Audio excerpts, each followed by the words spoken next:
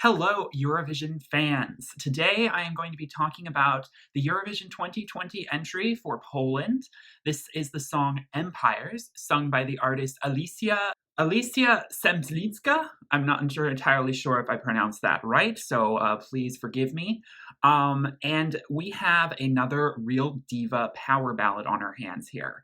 Now, the performance was at a sort of karaoke TV show grand final that had, a very sort of intimate, small studio setting. It was not an arena performance. And so, even with the styling and the costuming, we're not really getting anything like that for this performance. So a lot of people are saying, there's a lot that has not been, even though we do have a live performance, unlike other artists who just give us music videos and we have to wait and see how it's going to be on stage. Just because we've seen this song performed on stage hasn't, like I said, been a lot figured out around how this song is going to be staged, what the, visuals or the costuming is going to be like. And also, I think she seems a little bit, new to the material she's been given. She's not entirely sure how she wants to sort of deliver the song. She has a really, really low register voice. What's it called? A contralto? I'm not entirely sure, but like she's like a Christina Aguilera type voice, like super low, belty, breathy. And I really honestly am not so drawn to that style of singing. I am such a soprano at heart. And when we see artists like the one from Slovenia who has much more of like that reaching voice, um, don't get me wrong. I think, the belters like Alicia Keys and Christina Aguilera who have the lower kind of alto, contralto. Again, I need to get those terms polished up in my dictionary up here. But I do think that it's an acquired taste for me, and I will admit the vocal talent or the vocal potential with this song. I think potential is the key word here. I'm no vocal expert, but I've seen a lot of people say that this song is just a little bit rough in its delivery, and she really only drives things home towards the end. But a lot of that is also like the song construction itself. Are there enough dynamics to it to keep it from being so monotone? Now, a lot of people are talking about this being a sort of another James Bond sounding song. And I definitely hear that, anything that's a little bit jazzier, that's darker in subtext, that's this power ballad is kind of linked to a James Bond film because of all those iconic songs like Skyfall. And I see those comparisons. Now, Hooverphonic from Belgium is also kind of serving us jazzy, darker undercurrent balladry. And I've seen those two compared.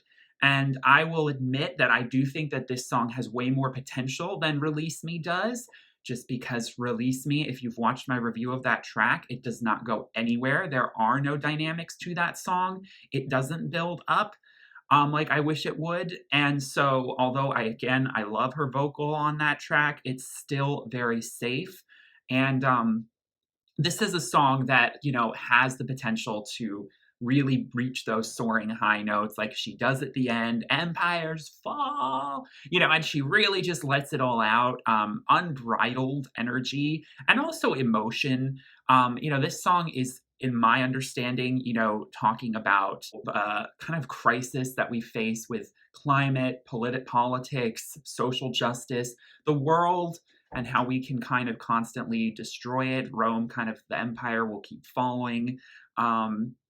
Like moths to a flame, like bird to a pane of glass, hoping for change, but we do the same. We're gasoline and a match. It's a quite actually pessimistic song. And you can hear that in the vocal delivery. It's a little bit mournful in a way. And so I don't necessarily, I like that the song is not so optimistic because, even it's Eurovision and it tends to be like, I don't know, like we want to bring some of that lighter energy into things. But when we sell a song that is not really giving us that happy ending, I think it could leave a bit of a bitter taste in some people's mouths. But I ultimately do think that it really is endearing to me because it's not a song that's just trying to get votes. It's a song it's meaningful, and it doesn't. And a meaningful song doesn't have to necessarily, provide some sort of positive resolution.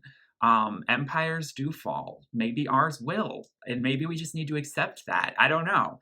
So it's very dour, and I think in the current climate that we're in, I think very relevant.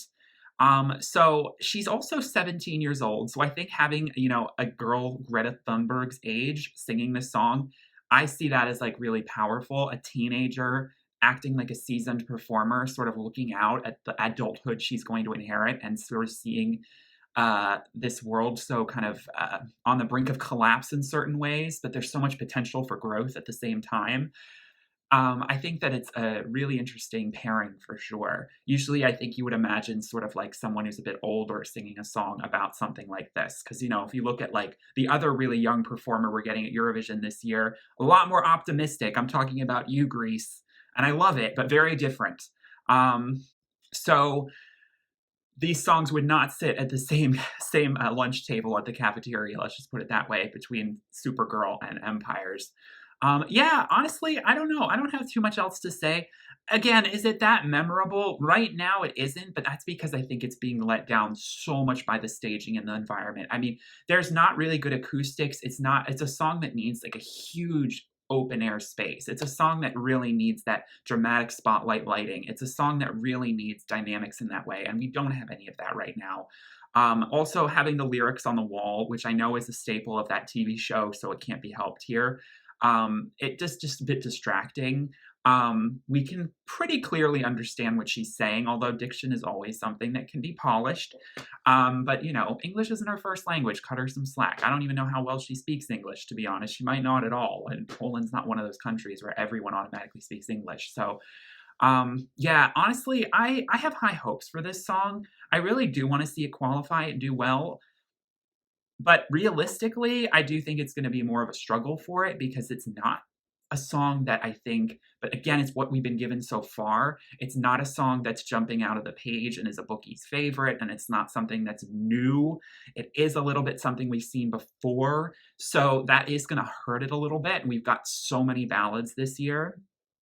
And so it's going to I don't know. I think it can pull through. I really do. Poland was robbed last year. Poland so deserved to be in the final last year with Tulia, and it pissed me off so much. Um, but I hope this song goes through. I definitely don't see the song winging. I don't see the song even, I hate to say it, but I don't see it being anywhere near the top five. But, who knows? I mean, Tamara Tedesca kind of proved everyone wrong last year. So with all these ballads, I feel like one of them is going to rise up to Tamara's occasion and really surprise us. Maybe it'll be this one. Let me know your thoughts in the comments below. Remember, it's just my opinion. And have a discussion down there about it. And thank you all so much for watching. Please give this video a like if you enjoyed and subscribe for more content. And I will see you all in my next video. Thank you all so much for watching. Peace, love, and light. Bye.